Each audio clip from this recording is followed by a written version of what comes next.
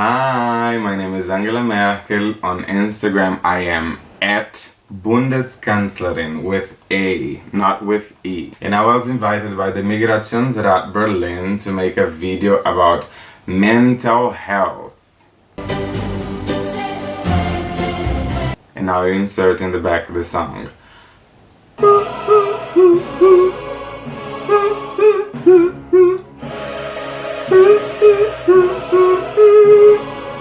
I have no fucking idea who would ever invite me to make a video about mental health. I think that the people who called me to make a video about mental health are crazy. Because I'm known for some things, for being, but not for mental health. But also, you know me, I am a migrant. And as a migrant, what do? We work. So if you call me to do a video about mental health, even though I have no idea about it, I will get mentally health for you. And I chose some certain topics. I chose some topics to discuss about mental health, such as community. What are the topics? Damn it. I chose community. What were the topics? Community, self-care, and inclusion. Mental health is a very abstract concept, because who defines who's mentally health and who defines it? Who gets to do this? Is it a thing of power? Who's entitled to diagnose people? Like, in a world where we're talking like about gender as we are, if gender is a social construct, why aren't cisgender and hetero people considered crazy? I want to know. I want to understand also. If we're talking about colonialism, for example, how do we call white amnesia? Like German anti-Deutsch, for example. We can even go there, like historical amnesia. I don't see anyone calling that crazy, because I get called crazy every day, but I don't see people calling someone like J.K. Rowling crazy, you know? That's the world I want to live in. Who defines what is mental health and who's mental health? And why isn't heterosexuality a mental health issue? Why isn't whiteness a mental health issue? In a world that considers crying, laughing too loud, having feelings, being vulnerable, being emotional, showing love, in a world that stigmatizes all these things, who is crazy? Me or Frau Günther, Frau Gerda and Herr Günther? Who is crazy? I want to know. As I said, again, I get called crazy very often. And I don't see people calling J.K. Rowling crazy. And if you don't know who J.K. Rowling is, go check it out. It's the Harry Potter lady who's saying that trans women are imposters to abuse other women. Yes, like a yes. Because, J.K. Rowling doesn't look like she just called a manager and she is waiting for him to come. But I am, abusing people as a trans imposter. Look at J.K. Rowling, look at me. I think I look less crazy than her. And then within these topics, like first I wanted to provoke on the concept of being mental health, let me breathe. Let me breathe now. Let's get mental health. Let's get mental health.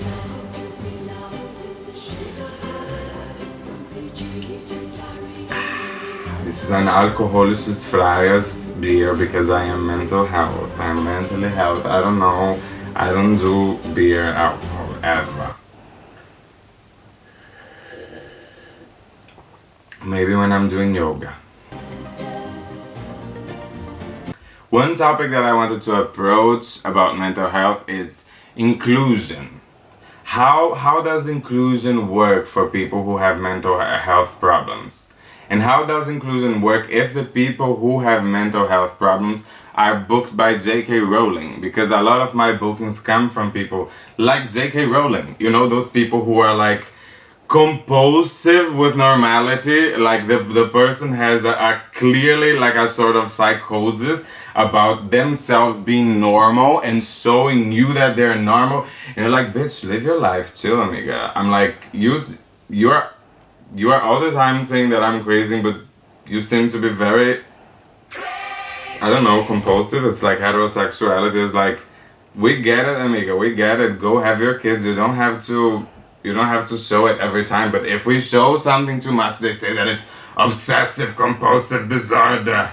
Because heterosexuality is not a compulsory disorder. No, ever, ever, ever. I wanted to know how the inclusion of these people work. Like people with HIV, people, transgender people, people of color who also happen to be historically pathologized, but it's, you know, like white people, they have that amnesia that they don't consider crazy. Womanhood, because forms of femmehood are also historically pathologized. A lot of people don't know, but that ridiculous bitch Freud actually based his theory of psychosis on a trans woman and of hysteria on a transmasculine person. None of them said that they were trans historically, but I do say it. Because if they were not, at least there was a heavy maricona and some heavy butch dyke going on. And Freud based their story on them. And guess what? The bitch didn't even know them in person. It was just speculatory. It was like a Planet Romeo date. I swear, I think Freud was on Planet Romeo and wrote all that shit about people that he actually wanted to date. Or maybe even, no, I'm not gonna go there. I'm not gonna say that he wanted to be us. City girls from the 305, ghetto booty, pretty face, thick thighs. But maybe he decided a little bit. I chose different topics. The first one was community, because a lot of people, I would say most of people, even psychoanalysts, they often forget that mental health is a collective process. It's a common. You are only crazy if someone perceives you or calls you crazy. You are only crazy if that is imposed in your existence or if your existence challenges someone else's existence. And it also involves communication. That's why I tapped on that topic of like, who's crazy, who, and also like on the social like scheme. Like, I still want to know why J.K. Rowling is not called crazy. I want to know, even like, I'm gonna be problematic now. 1, 2, 3. Why isn't Caitlyn Jenner being called crazy when I am? Why? Is it a racial thing? Is it a color thing? Seriously, again, I'm gonna tap on this video as much as I can on how often I get called crazy. According to the community in my city, I'm also called crazy. And also even to the ones, again, yeah, let's provoke. So if they know that I'm crazy, they're like, okay, we have this person here who have this mental health issues. And I don't mean it in the sense of like me getting rid with doing like, you know, these white people in the streets of Berlin that they have just like, I don't know, I've had these men in this street who are like socially considered crazy, but when they're white, for example, there was a guy in the corner of my street that used to chase me and finger me in the butthole. Hallo, ihr Libanesen. Ihr seid die Abschöpfer der Nation. Ihr seid nur auf Sozialhilfe angewiesen und fahrt mit dicken Autos rum. Das ist unerhört. Wo bleibt die Moral? Die Moral ist im Arsch. Deswegen sage ich, ab nach Hause, Marsch, Marsch. And I couldn't call the cops or do anything. First, I don't call the cops on people. But I couldn't do anything about him because he's crazy. But he's crazy white. Imagine me. I swear, he would chase me on the street and he would finger me in the butthole. I know that sounds triggering, but just imagine someone like me just deliberately fingering, like, I don't know, imagine me coming to Gerda and fingering Gerda's butthole. Do you think that my mental health, the file that says that I'm crazy, do you think that this would socially protect me? But I really do think that white crazy people or how dare you! White people with mental health problems that they have belong to a different category of being pathologized. So they can actually deliberately finger people in the asshole. And if you go to the authorities, they're like, no, they're crazy. But me, if I tell Gerda to fuck off because she pushed me, like, you know, sometimes even if you just don't want to respond, like I've been crazy because I didn't want to respond where I was from. I'm like, You are obsessed with people's genetics for 500 years and I'm crazy. You are compulsively asking the first thing that you can think when you see a person is where they're from, but I'm crazy. Or their genetics. Oh my god, this eyebrow that you have. Oh wow, this eyelash. Oh, these lips. Where did these lips get?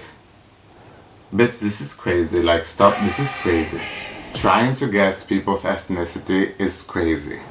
Crazy. Especially if you're Germanic, you know? Because one of the, again, the craziness, the mental insanity of Germany is called history, querida. It's called history. These bitches with all this story of like fucking Darwinism, Nazi, all these like fucking ideologies, then the bitch is still asking you where you're from, and if you're like a quarter poodle, a quarter chihuahua, 25% Yorkshire, and a half pit bull, you know, they go on your genes like really deep. They think this is not crazy. And I am here to say, you are crazy for trying to guess people's genetics. This is historically crazy. Historically, this is, I was trying to find another intellectual word for it, let me think. Historically, socially, psychoanalytically, whatever. Inclusion, community,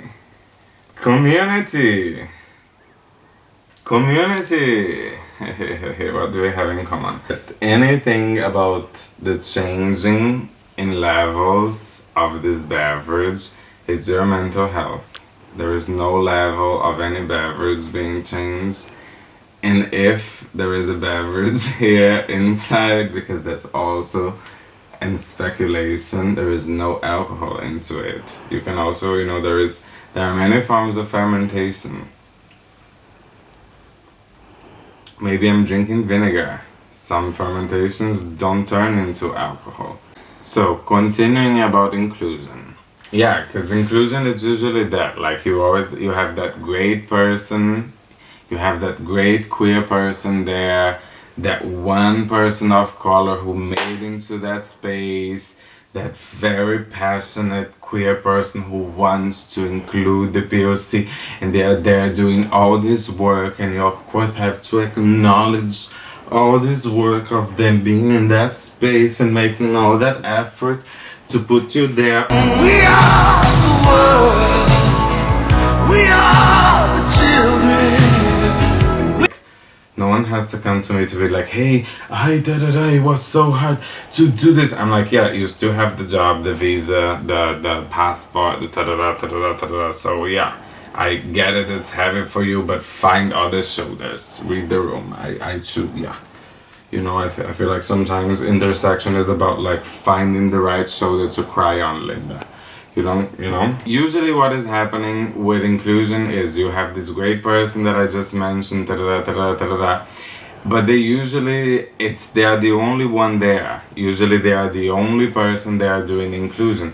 So essentially it means that the other people that will work with you are like historically oppressive, like socially oppressive to you, and you have to work with them.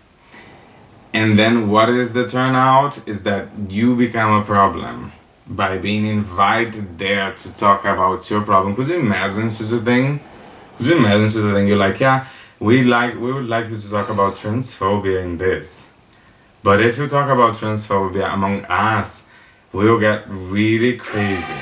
And if you bring it up, we will make it as if it's you being crazy, and you're like, wait, I thought you knew that transphobia exists, but now I am in a trip. Whoa, I'm having a transphobic paranoia. Transphobia is not a structure. I'm not even mentioning racism, because if I do, people will leave, like the views, the everything will just drop too hard, you know, because transphobia is cool now, but racism is not cool in Europe yet. In the American continent, maybe, but yeah. Since I'm a Freudian woman, I studied and I created the concept of 3 archetypes. 3 archetypes of people reacting to oppression.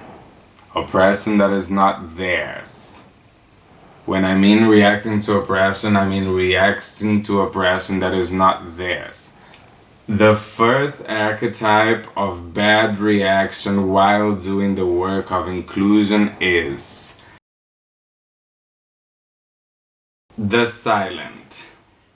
The silent archetype is basically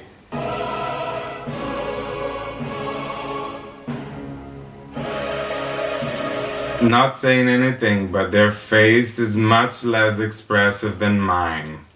They have a face as if everything that is going around them had nothing to do with them. They're just there in this space and they're like, oh my god, I have no idea how this situation escalated and I'm not getting paid to be here, so I'm just gonna be silent. I'm like, you're getting paid. You should do something. You're doing work on inclusion, you should maybe say something. And I say all of this like coming from the point that mental health, as I said, categorizing mental health is a collective process. And also mental health needs communication. In order to talk about mental health, a person needs to give a constellational understanding of the situation. Or there's gotta be a feedback. They want you to talk about mental health, but they are afraid of saying something. You know, afraid from Latin, afraid means phobia. Transphobia, they are afraid of saying something, you know, phobia. The silent person essentially means that they ignored the fact that in order to do community work, inclusion, to work on mental health, there's gotta be constellational communication. So they basically leave you alone, making you look crazy as if there wasn't a structural problem being present. Some people also call it gaslight, but I call it really crazy. It's like you are acting crazy. You are watching a conflict while getting a fee and you're like, I have nothing to say, I have no opinion. I am not busy with the oppression.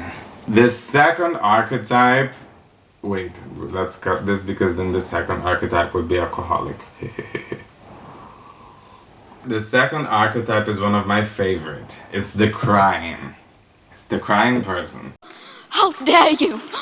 I'm not gonna racially profile this archetype and say that there is some racial demographics, some varieties of white peoples who may have a tendency to fit into the archetype of the crying. It's basically a person who confronts to an issue, to a conflict that is not theirs by crying. And it's like, why are you crying? They're like, why are you crying? It's like, it's not your problem. Like recently it happened to me that they booked me for an event and they put me to work with, essentially I was saying like these people who are historically oppressive to you. In my case it was a Gerda. And they put me to work with another Gerda comedian and it really didn't work with the vibe. And then we had a meeting with the Gerda to talk. And of course the Gerda had the first and the last word because she is, she founded feminism. And then I said something, I was like, hey listen, I think that there is something wrong here. And then someone started to cry. The person was crying, they're like, I'm sorry, I'm really sorry, I'm really sorry, I think this is too much for me. And I'm like, I said it before, bitch. I was like, I actually was thinking that the situation was too much for me. And I didn't invite myself to, like, I didn't invite any of you to be in the situation. You did. And I was like, hey, I think it's getting really hard to work with this Gerda. Because Gerda owns the word. Gerda owns the space. Yeah, but then she's like... And then I had to like calm this person, calm the desk. I was like, wait, Miss Thing is going to have a moment. Miss Thing needs an interview. I was like, whoa, shit is getting real. And it's so crazy because sometimes it really becomes that you're like, oh my god, this person really needs help. But it's like, It was my problem before, and at the end I didn't speak. Can you imagine? Before crying about a problem, check if it's yours. Groundbreaking. Pretend that it's Freud. Believe it. Before crying over a problem, check if it's yours. I do not understand why you're so mad. No, not mad. Why you're so nervous, why you're so sad about dealing with someone else's problem. Like, the third archetype of people giving bad reactions while doing the work of inclusion is the professional. Ab nach Hause, The Marsch, professional, I have a lot of personal feelings about. The professional is the one that I hate the most. The professional is the one that, again, books you to talk about your trauma, but if your trauma raises up to the surface, you are unprofessional. He's like, hey, it's capitalism. And again, like, the professional is that person that will tell you that you are using your intersections to get rid of not. It will remind you of capitalism. And it's like, I didn't forget it. I couldn't forget it. But they're like, yeah, I think you are using your intersections. I think you're using your racism. I think you're using your structural racism and your structural transphobia. I think you're using a system that is designed to exclude you as an excuse to not get shit done, because I gave you this deadline and I gave you all this money and I'm doing all this work for you. You also have to be thankful. That's also one thing that I think it's very important about mental health and this thing of like inclusion, racism, intersections, self-care. You have to be thankful. And it's like, you wanna drive me crazy, bitch. I don't wanna be thankful to anything. How dare you! And the professional archetype is the one that I hate the most, because at least the other two archetypes, the silent and the crying one, they involve fear. But to me, the archetype of the person who acts professionally towards mental health, racism, transphobia, to me, this is the person who's actually like mentally ill. Like, it's like, capitalism is crazy. I don't know which part of capitalism not being designed for humanity or environment you didn't get.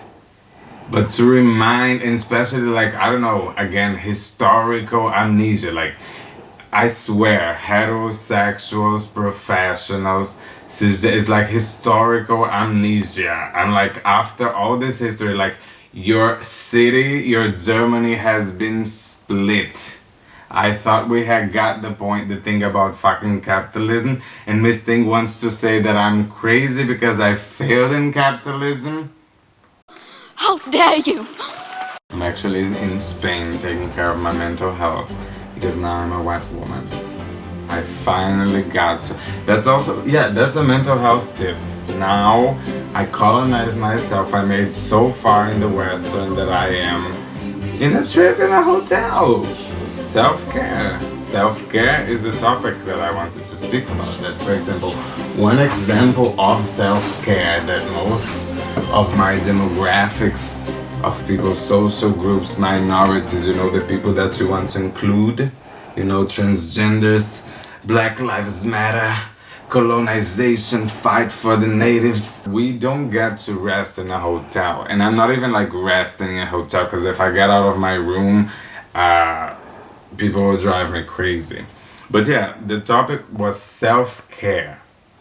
Self-care from a mental health perspective, whatever that perspective means, because I don't feel like I have one, but that's my job here, and as a migrant we perform.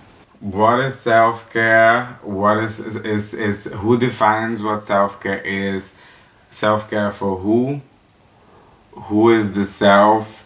Who needs the care? And what care does one self needs? People forget that self-care needs time, money, and permission. It needs allowance. And it's a very weird topic because usually again it's people tend to go like very personal on that, and they if you say something also about it, they say that you are personal, but they'll just come to you and they'll be like, oh my god, I think you should do yoga. And you're like, yoga wasn't made to fix violence, bitch. Yoga was not created to fix violence. So, self-care for who? I'm not even gonna tap on the financial socials because I'm like, imagine you as a transgender person with a suspicious crotch wearing a legging among Gerdas and Montserrats doing. I'm like, you are crazy, bitch. If I put my crotch in the leg, I'm like, you are crazy. Yoga. Do you know what my favorite yoga pose is? My favorite yoga pose is taxi. Ordering a cab is my favorite yoga pose. That is something about self-care that, for example, is always an issue for me. Like, they book a tranny and they want you to go in a look and they want you to talk about your trauma, and you have to be really professional. You have to be really professional, as if the word, like all the universities were made for you to learn, to get there, to, you know, you have to be professional. And you have to talk about all of these things. And you have to go with public transportation. In a world that considers a Gerda, a Germanic woman, freaking out when I walk by in a social public space surrounded by other people. You're just there passing by and then she's like or like also her daughter Greta is like